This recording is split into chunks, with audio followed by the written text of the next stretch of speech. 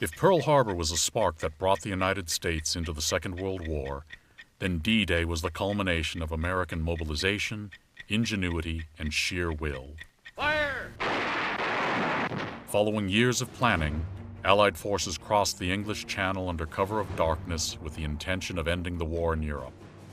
To accomplish this, the Allies initiated Operation Overlord, a mission designed to open a beachhead in France that would force Nazi Germany to fight a multi-front war. Thousands of Americans lost their lives on the first day of the invasion, but the effort put 155,000 Allied troops onto the beaches and into the French countryside. 1 month later, 1 million soldiers had come ashore. A year later, the war in Europe was over. Headquartered at Fort Sam Houston, the Third Army was notified that it would deploy to the European theater on New Year's Day, 1944. After stops in New York and Scotland, the Third Army arrived in England and began preparing for combat operations. Once the Third Army landed on the continent, its two-phase mission was to clear Brittany of Axis forces and then maneuver east towards Germany. Prior to entering combat, Third Army's strength was approximately 260,000 soldiers. Not involved in the initial assault on Fortress Europe, Third Army maintained radio silence and observed strict operational security measures to conceal its presence after arriving on French soil. On 25 July, 12th Army Group, under the command of Lieutenant General Omar Bradley, commenced with Operation Cobra, a mission designed to defeat Nazi forces in France. Under the leadership of Lieutenant General George S. Patton, Jr., Third Army launched breakouts in several directions. The 4th and 6th Armored Divisions spearheaded this offensive.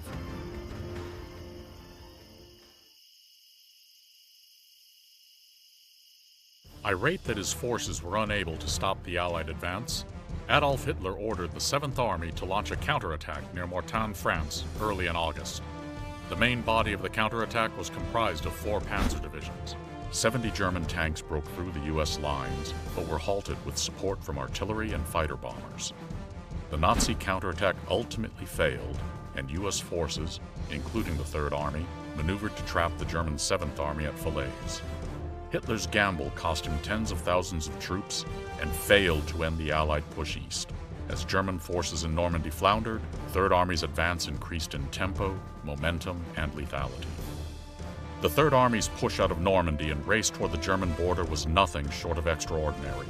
According to after-action reviews from the month of August, the Third inflicted nearly 150,000 enemy casualties while incurring less than 16,000 losses. These forces eliminated hundreds of Mark III, Mark IV, and Mark VI tanks, thousands of enemy vehicles, and over 1,000 artillery pieces. While German defenders struggled to halt the rapid advance, the Americans liberated French town after French town, moving ever closer to the German border. Unfortunately, the lengthening of supply lines, difficult terrain, and a reinforced enemy meant Third Army would not see the same geographic success as it had enjoyed in August. The Third Army had reached a culminating point. The culminating point is the point at which a force no longer has the capability to continue its form of operations, offense or defense. Culmination represents a crucial shift in relative combat power. While conducting offensive operations, the culminating point occurs when the force cannot continue the attack and must assume a defensive posture or execute an operational pause. Following the liberation of Paris in August, General Dwight D. Eisenhower, the commander of the Allied Expeditionary Force, called for his commanders to press the attack. We in the West must seize this opportunity by acting swiftly and relentlessly, and by accepting risks in our determination to close with the German wherever met. It is my intention to complete the destruction of the enemy forces in the West, and then to strike directly into the heart of the enemy homeland. While Allied armies marched toward the deep-water port at Antwerp, Patton's Third Army prepared to move on the operationally important French cities of Metz and Nancy. Capturing these cities would open a southern axis of advance into Germany. One strategic target was the Ruhr region, the industrial heart of the Nazi war machine. If the center of gravity was the German armed forces, then capturing the Ruhr was a critical requirement to the war effort. The Third Army's move toward Metz and Nancy provided operational flexibility to General Eisenhower. If the Allied attack culminated before Antwerp, Patton's Third Army would still have the ability to maneuver and could become the primary force to threaten the Ruhr Valley from the south. As such, Third Army's attack on Metz and Nancy was a branch plan. Army Doctrine Publication 5-0 articulates that plans and orders often require adjustment beyond the initial stages of the operation. A branch is the contingency options built into the base plan used for changing the mission, orientation, or direction of a force. Commanders build flexibility into their plans and orders by developing branches to preserve freedom of action in rapidly changing conditions. Third Army was ordered to secure Metz and Nancy before maneuvering across the German border to Mannheim. After it became apparent that counterattacks were incapable of containing the Allied advance, the German High Command attempted to create a defensive perimeter before the Allies reached the Siegfried Line and the German border. This new line was designed to break the Allied advance in France and provide a starting point for the massive counterattack Adolf Hitler envisioned. Hitler's counterattack had originally been planned to strike west through Dijon, but due to the rapidly changing battlefield, Nancy became the new target.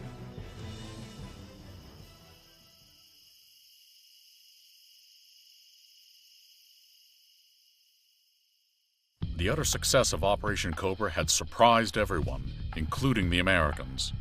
The distance and speed at which the Army groups had advanced put them 200 days ahead of what planners had predicted. These unanticipated gains soon caused problems for the supply lines that were transporting a majority of their cargo from the crowded Normandy beaches. Unfortunately for the Allies, rail lines had been knocked out by pre-invasion bombing. Pipelines could not keep up with the pace of the breakout, and air supply was not practical for such a massive operation. This logistical nightmare was addressed by an armada of trucks known as the Red Ball Express. Driving around the clock, the Red Ball Express quickly pushed its drivers to the brink of exhaustion. Facing shortages across the front, General Eisenhower made the decision to push available resources to the Allied advance north. By August, Third Army's daily march toward the Lorraine region of France was consuming 5,500 tons of supplies per day, including 450,000 gallons of gasoline and 10,000 gallons of diesel. On 28 August, General Bradley visited General Patton to discuss how the unfavorable logistical situation would impact his command.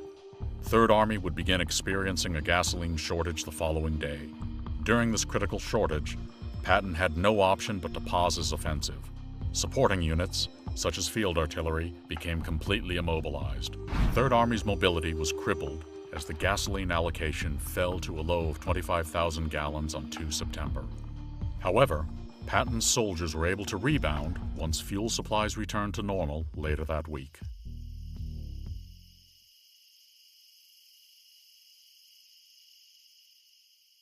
At the beginning of the Lorraine campaign, Patton commanded 3 corps, the 8th, the 12th, and the 20th Corps. 12th Corps had started the campaign under Major General Gilbert Cook, but due to deteriorating health, he was replaced by Major General Manton S. Eddy on 19 August. The bulk of 12th Corps was composed of the 35th Infantry Division, led by Major General Paul Body, the 80th Infantry Division headed by Major General Horace McBride, and the 4th Armored Division commanded by Major General John Wood. Additionally, 3rd Army was supported by the 19th Tactical Air Command. 12th Corps made unprecedented gains in August 1944. During a 16-day span, the soldiers of 12th Corps advanced 400 kilometers. On the cusp of the gasoline shortage, Patton ordered his corps commanders to cross the Meuse River before their mechanized units became immobilized. Facing little enemy resistance, his soldiers successfully crossed to the eastern side of the Meuse before running out of fuel. Once the operational pause was over, Patton directed his corps commanders to first create a bridgehead over the Moselle River and then generate a bridgehead over the Rhine en route to Mannheim. A bridgehead is an area on the enemy side of a linear obstacle that is large enough to accommodate the majority of the crossing force, has adequate terrain to permit defense of the crossing sites, provides security of crossing forces from enemy direct fire, and provides a base for continuing the attack. The responsibility for establishing 12th Corps' bridgehead fell to the 80th Infantry Division and the 4th Armored Division. Unlike the 35th Infantry Division, which had deployed in July, the 80th Infantry Division had not arrived in France until 3 August, D+58. Known as the Blue Ridge Division, the 80th reflected the average composition of an American infantry division in terms of infantry and artillery battalions. The artillery had 3 battalions with 105mm howitzers and 1 battalion of 155mm howitzers. The 1117th Engineers were attached because of the diverse terrain encountered in the French countryside. Elements of the 4th Armored Division had entered combat days after arriving on the continent in July. Its organic units included tank battalions, armored infantry battalions, cavalry, armored engineers, armored field artillery, and support units. General Eddy's initial plan for creating a bridgehead across the Moselle involved the 4th Armored Division conducting a hasty gap crossing followed by infantry units from the 80th Infantry Division. Citing unease over the depth of the Moselle, the lack of reconnaissance, and concern over risking armor in an unknown terrain, neither General Wood nor General McBride agreed with using the 4th Armored Division to establish the bridgehead.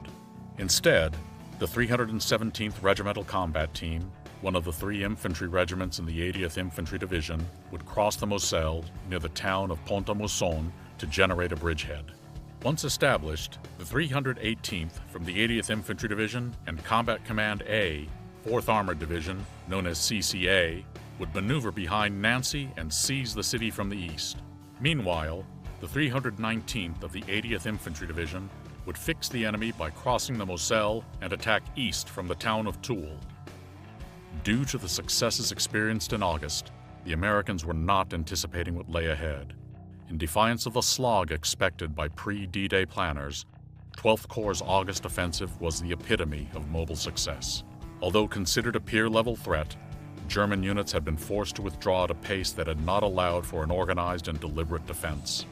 The American operational pause, triggered by logistical and planning considerations, provided a short window of time for German commanders to regroup and prepare. General Johannes Blaskowitz commanded Army Group G, which included the 1st Army, the 19th Army, and the 5th Panzer Army. 3rd Army's operational pause during the fuel shortage was just the reprieve the German Army needed to dig in. Using the Moselle as a natural obstacle, German forces reinforced behind the river and prepared to halt the advance. The 3rd Panzer Grenadier Division defended near Pont-à-Mousson. While some of the German units in the Nancy sector were untested, the 3rd Panzer Grenadier Division was an experienced and motivated unit. The division had been rushed from the Italian front so quickly that its soldiers were still wearing tropical uniforms, and its organic tank battalion had not yet arrived in theater. Other German units near the Moselle included the 92nd Luftwaffe Field Regiment and the 553rd Volksgrenadier Division. Although a division of Volksgrenadier consisted of 10,000 soldiers on paper, these units were generally quickly assembled and poorly trained. From observation posts stationed on the hills east of the Moselle, the entrenched German forces watched as the 80th Infantry Division arrived and prepared to conduct wet gap crossings.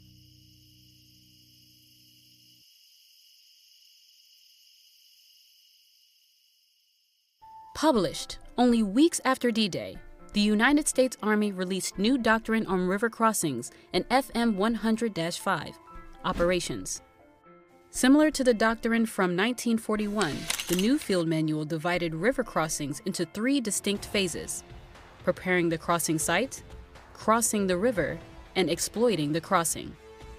The first phase, preparing the crossing, mandated that soldiers perform reconnaissance operations, deception operations, and planning with engineers and air assets.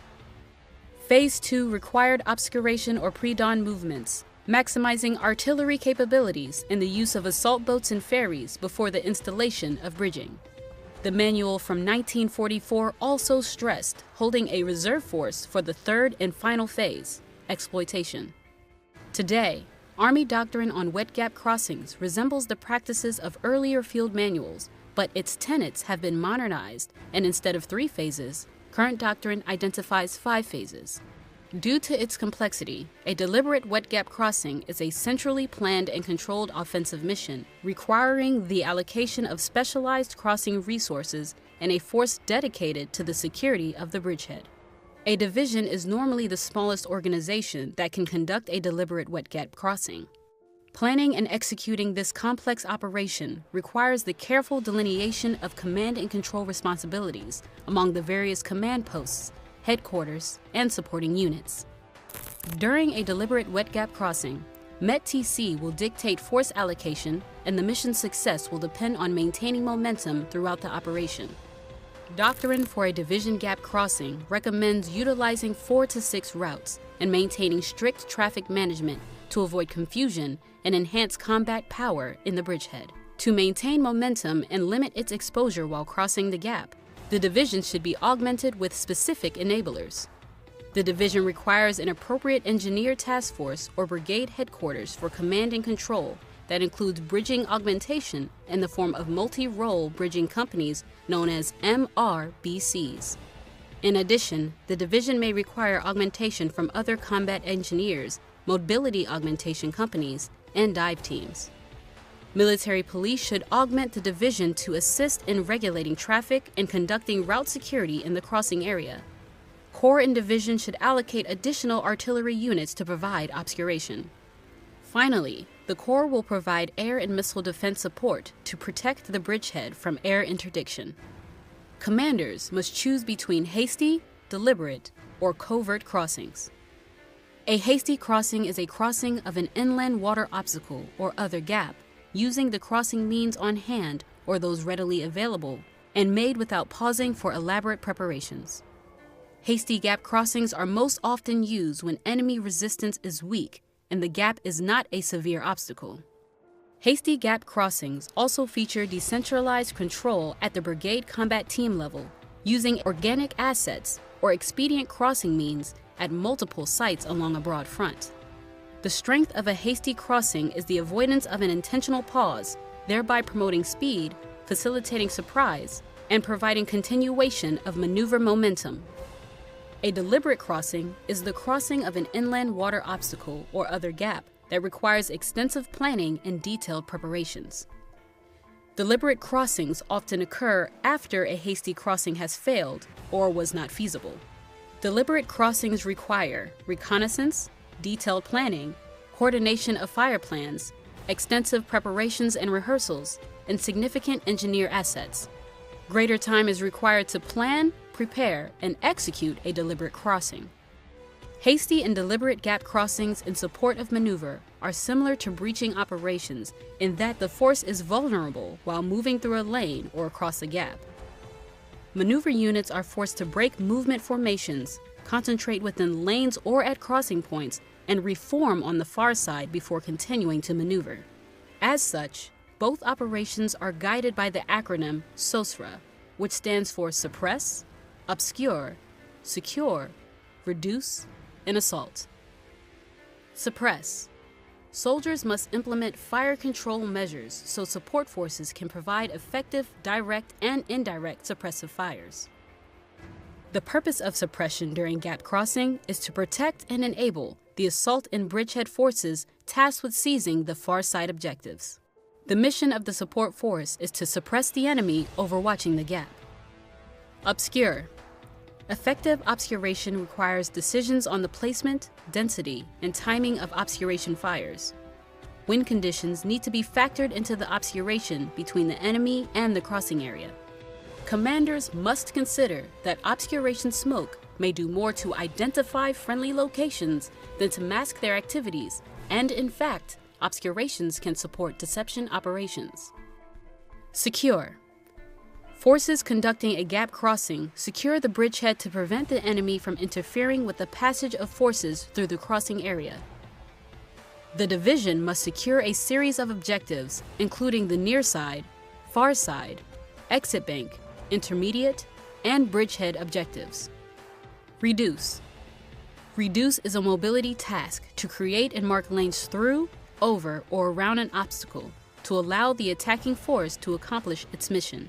The number and width of gap crossing lanes must be determined based on the scheme of movement and maneuver with a lane marking system in place. The minimum number of crossing points for a brigade combat team is 2, and a division is 4, as this allows for combat losses and the need for two-way traffic for follow-on forces. Assault. Once the bridgehead line is secure, the division continues the attack with breakout forces.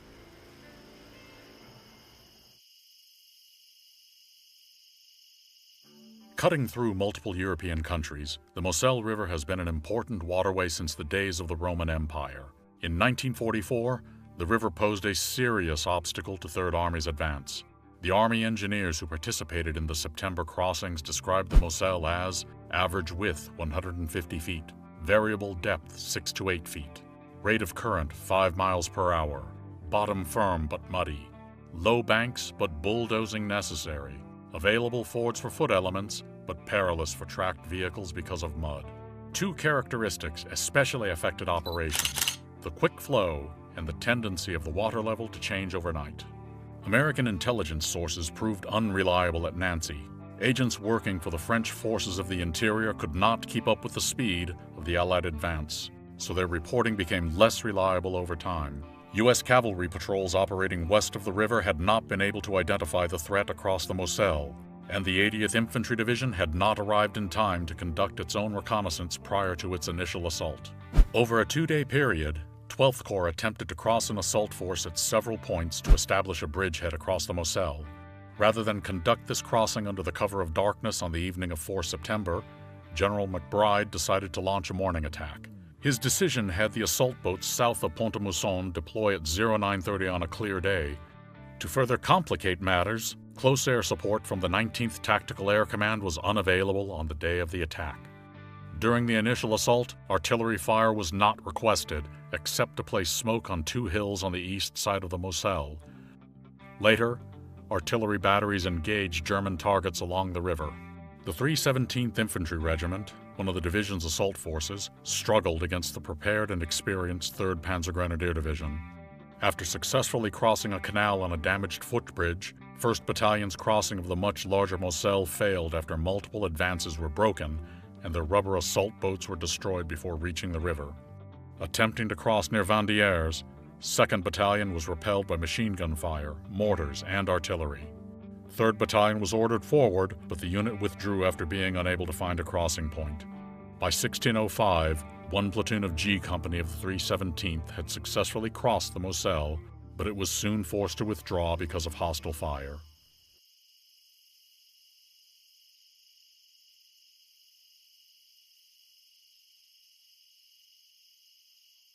After regrouping, the 317th initiated a series of wet gap crossings at night. Returning to the fight, 1st Battalion maneuvered south of Pont-à-Mousson near Blenod.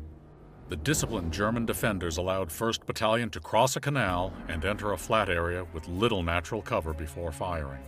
Suffering high casualties, 1st Battalion withdrew into a factory. Operating in silence, 2nd Battalion attempted another crossing around midnight near Vandieres, using procured civilian barges. When a German voice broke the calm, the battalion hit the ground just before machine gun fire sprayed overhead. The enemy did not allow the battalion to advance or withdraw, so most of 2nd Battalion was unable to retrograde until the following afternoon. As the casualties mounted, the wounded were treated by the 305th Medical Battalion, one of the 80th's organic units. When the fight for the Moselle started, 3rd Army's hospitals were operating under canvas tents in the field, but with a growing number of casualties and more river crossings to come, the order was given to move all hospitals into buildings. Ferried in rubber assault boats by the 305th Combat Engineer Battalion, the 3rd Battalion of the 317th was able to put Item and Love companies across the Moselle by 0425 on 6 September. The darkness aided the infantry crossing, and these companies were able to dig in 90 meters from the bank. Desperate to prevent the establishment of a bridgehead, the German defenders left their positions and attacked the Americans with bayonets and grenades. By 1100, the bridgehead had been eliminated by the German attack, and 160 Americans were missing. Neglecting the extensive preparations necessary for such a complex operation and lacking accurate intelligence, the 80th Division was unable to cross any of its infantry assault forces to the far side of the Moselle. After deliberation over the possible deployment of 4th Armored Division's Combat Command A to assist the embattled 80th Division, 12th Corps Commander Major General Eddy temporarily canceled all further wet gap operations.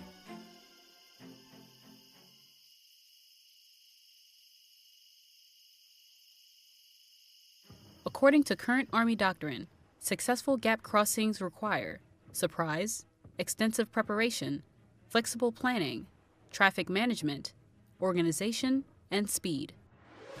Although each of the gap crossing fundamentals are critical to a successful operation, forces must be clearly task organized when conducting a deliberate wet gap crossing.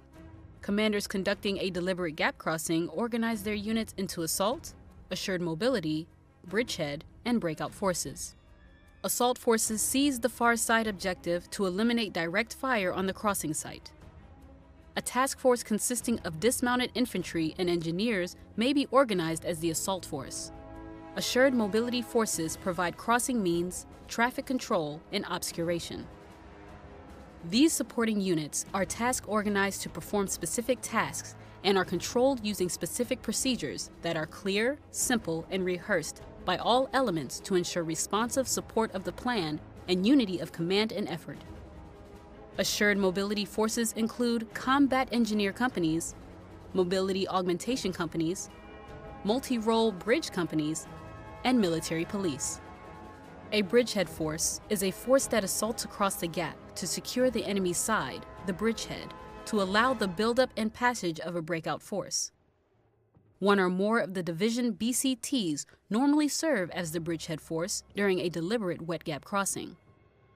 The breakout force attacks to seize objectives beyond the bridgehead as a continuation of the offense. The division's reserve BCT may become the breakout force once the bridgehead is secure. Organized in this manner, forces are ready to conduct a deliberate wet gap crossing. Army Techniques Publication 3-90.4, Combined Arms Mobility, describes a wet gap crossing as a 5-phase operation. These phases include advance to the gap, assault across the gap, advance from the far side, secure the bridgehead line, continue the attack. Phase 1, advance to the gap, is the attack to seize objectives that secure the near side terrain, which offers favorable crossing sites and road networks, and provides enough area to stage crossing forces while preventing congestion and an undesirable massing of assets. The seizing of this terrain sets the conditions for the assault across the gap. Normally, the division advances with 2 BCTs abreast and 1 trailing. The Division Tactical Command Post controls the effort of the lead BCTs. The Division Main Command Post controls aviation, artillery, and other assets in depth to isolate the crossing area and far side objectives. It also sustains the division advance to the gap by ensuring the key classes of supplies are positioned forward. Supply and maintenance priorities are adjusted to include crossing means, bridging units and equipment, and the assured mobility forces supporting the crossing. Each lead BCT main command post functions as the BCT's crossing area headquarters and is typically supported by an engineer battalion headquarters to help develop the crossing plan and control the crossing means within the BCT's crossing area. Once the lead BCTs have secured the near side, military police and engineers mark routes from the staging area to the crossing sites, lay out staging, holding, and call forward areas, and set up engineer regulating points and traffic control points. Phase 2, assault across the gap, involves units seizing the far side objectives. The intent of this phase is to rapidly place sufficient combat power on the far side to eliminate enemy direct fire onto the crossing sites and secure terrain for defensive positions and then attack positions. The Division Tactical Command Post, supported by an engineer brigade headquarters, coordinates the actions of the BCTs conducting the assault across the gap. The crossing sites are chosen based on available concealment, accessibility, and sufficient space for staging areas on the near side. These sites also have defensible terrain on the far side of the gap to provide a secure base for continuing the mission. Each BCT Tactical Command Post controls its own respective assault crossing elements, which normally consist of dismounted infantry. Dismounted elements of the assault force cross the gap using assault boats operated by engineer units via air assault or other methods to secure terrain for the reinforcing armored vehicles. BCTs normally establish limits of advance and coordinated fire lines for the dismounted forces conducting the assault. This far side limit of advance will be graphically depicted as a phase line and will likely become a release line. During a gap crossing, a release line is used to delineate the crossing area. Release lines are located on the far side and near side and indicate a change in the headquarters that is controlling movement. Release lines are normally located within 3 to 4 kilometers of the gap and on easily identifiable terrain features. The release line on the near side is usually out of range of enemy direct fire weapons. The release line on the far side delineates an area large enough for forces to occupy battalion-sized attack positions. Collectively, the crossing area is about 6 to 8 kilometers. The dismounted assault forces are supported by tanks, infantry fighting vehicles, and other direct fire systems in support by fire positions. Heavy rafts are prepared to transport tanks and infantry fighting vehicles to the far side for reinforcing dismounted infantry. Commanders may consider immediate construction of a bridge during this phase without ever conducting rafting if this is viable. The advantage to this is that it may allow combat power to be massed on the far side at a much faster rate. The risk that the commander takes in making this decision is that a large amount of bridging assets are potentially exposed to enemy fires before the elimination of enemy direct and indirect fires on the crossing area. To mitigate this, each BCT main command post controls obscuration during crossing. The division main command post continues to control aviation, artillery, and other assets in depth to isolate the crossing area and far side objectives. The division main shifts fires to subsequent targets as units advance. It coordinates with the Corps for air and missile defense coverage to protect the crossing area from enemy air interdiction. The concentration and channeling of friendly forces for the gap crossing creates lucrative targets at relatively fixed locations that are easily targeted by enemy air. Therefore, approaches, holding, staging and call forward areas, crossing sites, and other critical nodes along the gap are the highest priority for air and missile defense protection during the crossing. Air and missile defense units occupy positions to engage aircraft with massed fires before the aircraft can reach weapons release points. This phase is complete once the far side objectives are secure. The third phase, advance from the far side, is the attack to secure the exit bank and intermediate objectives that eliminate direct and observed indirect fires into the crossing area. Each BCT main command post controls the movement of its follow-on forces from the staging areas across the gap to their attack positions on the far side. They control the upgrade of crossing sites from assault boats to heavy rafts or bridging in conjunction with the division operation order. The division tactical command post continues to control actions to secure the far side until the BCTs that make up the bridgehead force are set in attack positions. It then controls the coordinated attack of the lead BCTs from the far side attack positions through the exit bank objectives to the intermediate objectives. The division tactical command post may displace forward across the gap during this phase. Each BCT tactical command post, in coordination with the division tactical command post, controls the movement of its bridgehead forces out of their attack positions to the exit bank and intermediate objectives. Exit bank objectives are those positions that, when seized, eliminate enemy direct fire into the crossing sites. Intermediate objectives are those positions from which the enemy can provide observation for indirect fires. This enables the expansion of air and missile defense coverage, allowing more depth to engage aircraft and air avenues of approach on the far side of the gap. The division main command post controls aviation and artillery fires in depth to block enemy counterattacks into the bridgehead. During this phase, bridge companies run heavy raft sites and begin to construct ribbon bridges. Limited two-way traffic begins to allow for the return of disabled equipment and casualties by ground transportation. Military police and engineers provide traffic control on both the near and the far side of the gap to facilitate rapid transit within the crossing area. This phase ends once the intermediate objectives are secure. Phase 4, secure the bridgehead line, consists of the tasks necessary to secure the final bridgehead objectives while providing the time and space for the buildup of breakout forces. The lead BCTs of the bridgehead force attack to secure the final objectives within the bridgehead to prevent the enemy from successfully counterattacking by rapidly building enough combat power to establish a hasty defense. The hasty defense is temporary, and the priority remains crossing the gap as quickly as possible to reduce the risk to forces occupying assembly areas and continue the attack on the enemy. The lead BCTs maintain continuous far-side security to prevent bypassed enemy elements from infiltrating back to the gap and disrupting activities at the crossing sites.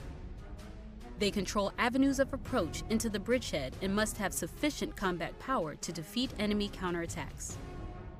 The bridgehead must be defendable and large enough to accommodate both the breakout force and the lead BCTs that seize it, normally 19 to 30 kilometers in depth. The Division Tactical Command Post controls the lead BCTs as they secure the bridgehead objectives, and preparation is made to move the reserve BCT or other breakout forces into attack positions within the bridgehead. Once the bridgehead line is secure, the Division Main Command Post directs the movement of the breakout forces through the crossing area to attack positions within the bridgehead. The Division Main continues to control aviation and artillery fires in depth to screen the flanks and interdict enemy formations as they move to counterattack. The BCT main command posts continue to monitor and improve the crossing sites and control the movement of forces through the crossing area. During this phase, specific bridges and rafts are designated for full-time return traffic. This ensures that ground resupply and the evacuation of casualties, detainees, and disabled equipment can occur. Once the breakout force has occupied its attack positions, the division is ready to continue the attack. The fifth phase is the attack out of the bridgehead to defeat the enemy at a final objective. This phase begins with a forward passage of lines as the breakout force passes through the hasty defense established by the bridgehead force. The lead BCTs of the bridgehead force must reorganize and prepare to follow the breakout force as the division or corps reserve. Security forces from the corps must come forward to relieve the lead BCTs from their bridgehead security mission. The division tactical command post moves forward or rejoins the division main command post and focuses on the attack out of the bridgehead and subsequent missions. Without reliable and accurate intelligence, close air support, or the element of surprise, the 80th Infantry Division's initial attempts at conducting a wet gap crossing failed. The commander's decision to forego fires for tactical surprise did not work as planned. The problems were further compounded by difficult terrain and a ready enemy defense force fighting from prepared positions. 12th Corps Commander Major General Eddy and his staff would address these shortcomings before the next attack.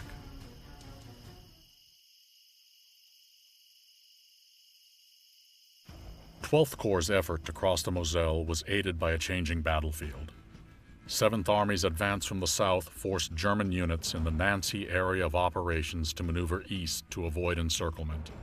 This allowed 12th Corps to redeploy the 35th Infantry Division, which had been responsible for protecting the southern flank of the Army.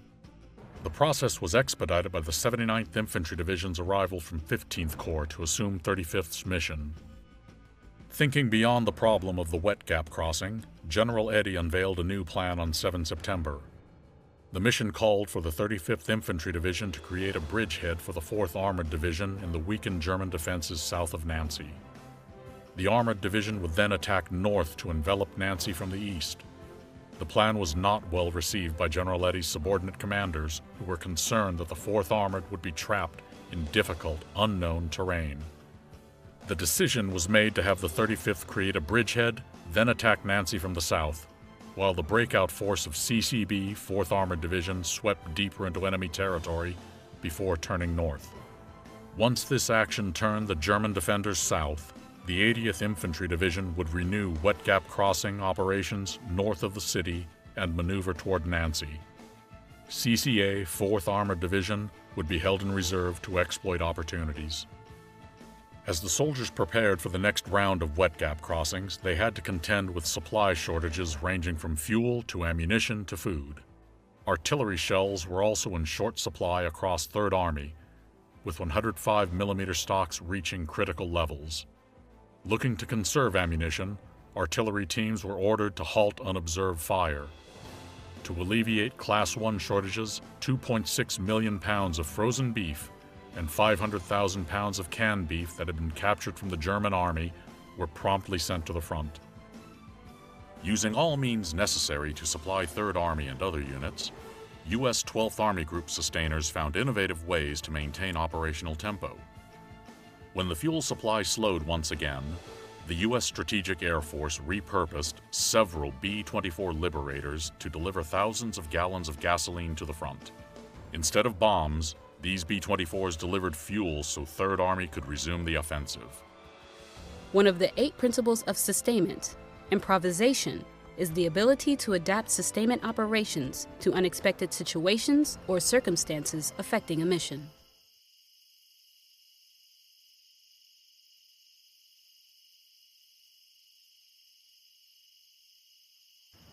On 11 September 1944, 12th Corps prepared to execute a Corps wet gap crossing south of Nancy with the 35th Infantry Division as the bridgehead force and 4th Armored Division as the breakout force. The operation was set to begin at 0500.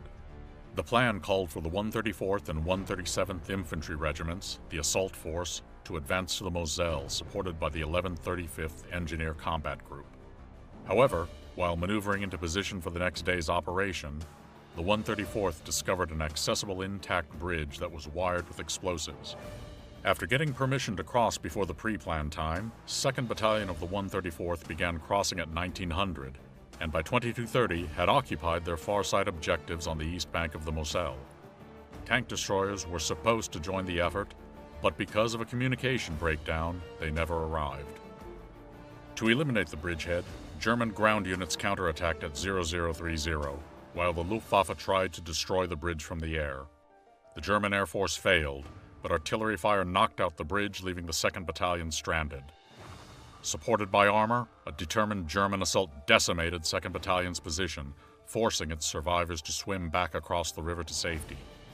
The American casualty rate was high, partially because the defenders lacked the strength of combined arms. Although the infantry suffered the majority of losses, the role of a combat engineer in a wet gap crossing was also perilous. Private First Class Frank Albertson, who was involved in the Moselle crossings, recalled, "In an assault crossing, 2 engineers are assigned to each boat, which takes 6 to 8 infantrymen, fully equipped. One engineer sits in the bow and strokes the boat, while the other sits in the stern. All of them paddle. There are no seats and everyone kneels. You'll feel pretty naked out in one of those boats." Despite the setbacks experienced by the 134th Infantry Regiment, the 137th fared much better and benefited from a robust deception plan. The 137th's attack at Crèvechamp was preceded by an artillery barrage fired 8 kilometers north of their intended crossing site.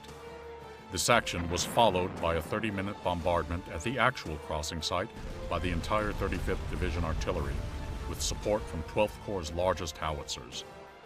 The combined arms plan allowed the 2nd and 3rd Battalions to seize all of their bridgehead objectives before being slowed by enemy small arms and artillery fire.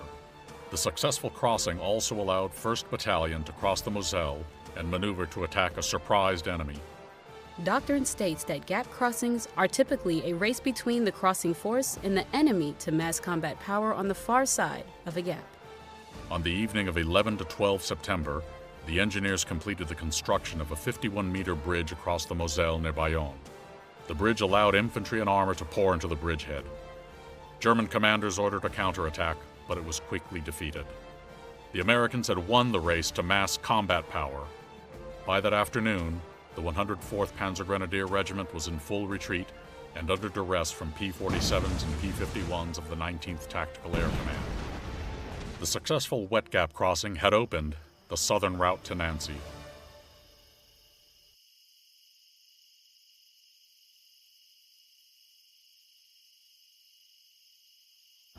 As planned, the 35th Infantry Division's successful river crossing south of Nancy triggered the 80th Infantry Division's operations north of the city.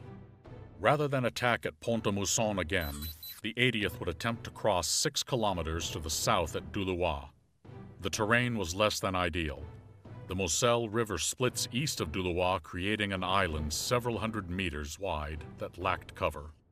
Compounding the problem, the area was observable by elevated positions including Mousson Hill, Hill 382, and Falaise Hill.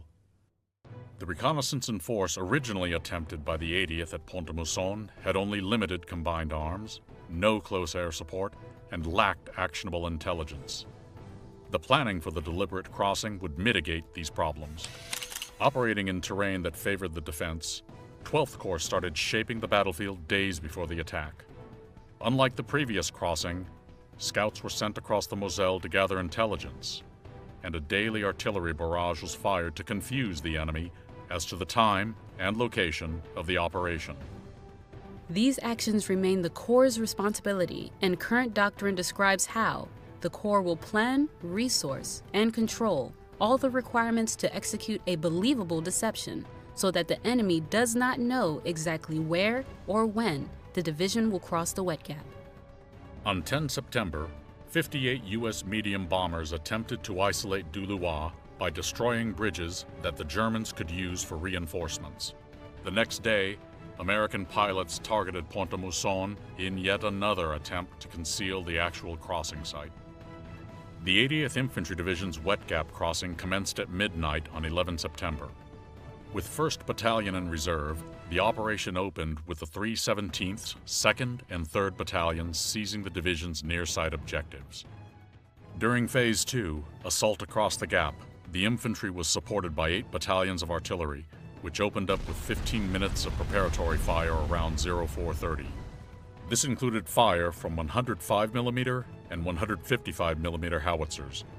To paint the route for the assault, 30 rounds of white phosphorus were fired at Bezomont, lighting up the night and the French town. 20 50 caliber and 30 30 caliber machine guns were manned by engineers who laid down suppressive fire for the assault force.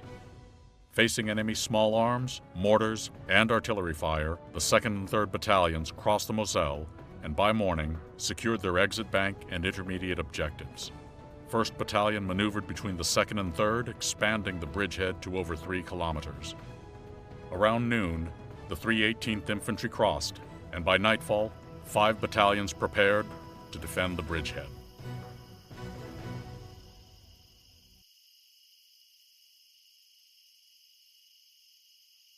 Without the assured mobility provided by the 305th Engineer Combat Battalion and the 1117th Engineer Combat Group, the 80th Infantry Division would have faced greater risk in its crossing. The 305th was responsible for crossing the entire dismounted assault force, while the 1117th crossed the mounted bridgehead force. During the crossing, engineers led 15 soldier teams in plywood assault boats across the water. The rainfall, which had been advantageous for obscuring movement, was not helpful to the engineers, as it changed the current of the Moselle and created muddy conditions along the banks of the river. After the assault teams were across, the 1117th conducted mine-clearing operations and marked lanes to enable the 80th Infantry Division's continued mobility. The 557th Heavy Pontoon Battalion of the 1117th Engineer Group was supposed to start assembly of treadway bridges once the area was deemed safe from enemy artillery. Assuming a higher degree of risk in order to increase operational momentum, General McBride ordered the 557th to begin construction, even though enemy forces had not yet been cleared. Operating under enemy fire, the engineers initiated construction at 1000, completing several bridges by 1950 with the assistance of armored bulldozers. As one major put it, the engineers had to contend with mines below and shells from above. In all, 5 heavy pontoon bridges were deployed in the Duluwa area of operation. Before daybreak on 13 September, German commanders ordered the 3rd Panzergrenadier Division and the 553rd Volksgrenadier Division to eliminate the bridgehead. The brunt of the attack came from the Forêt de Fac. Well equipped and manned with veteran soldiers, the Germans counterattacked with 2 battalions and 15 tanks, overrunning the 318th command post and killing over 120 soldiers. Chaos ensued from a breakdown in traffic management as U.S. forces were entering the bridgehead, while units from the front were retrograding back. The U.S. position became so desperate that 3 engineer combat battalions were defending the bridges with small arms. The surging counterattack made it within 90 meters of the bridges. When it appeared that the easternmost bridge might be lost, the crossing site commander authorized the insertion of CCA elements to secure the bridgehead. CCA's lead element, Troop D, 25th Cavalry Reconnaissance Squadron, attacked across the bridges. Simultaneously, the 12th Corps, 4th Armored Division, and 80th Infantry Division commanders met and opted to use the 37th Tank Battalion Task Force, an element assigned to the breakout force, to clear remaining enemy from the bridgehead before attacking further east. In this case, units intended for Phase 5, continue the attack, had to be employed early to secure a bridgehead in danger of collapsing. This effort stopped the surging German counterattack and forced defeated enemy units to retreat to the north. Current doctrine warns that wet gap crossings are among the most critical, complex, and risky combined arms operations. After several attempts, 12th Corps successfully crossed 2 assault forces across the Moselle River on 12 September. With a plan that closely followed U.S. river crossing doctrine, 12th Corps executed a wet gap crossing south of the town of Nancy with the 35th Infantry Division as the bridgehead force and 4th Armored Division as the breakout force. As planned, the successful wet gap crossing opened the southern route to Nancy and allowed the 80th Infantry Division to initiate a similar crossing north of the city. The establishment of multiple bridgeheads enabled Patton's Third Army to return to what had made it successful during its advance across France: mobility. Now, Third Army could pursue General Eisenhower's directive to strike directly into the heart of the enemy homeland.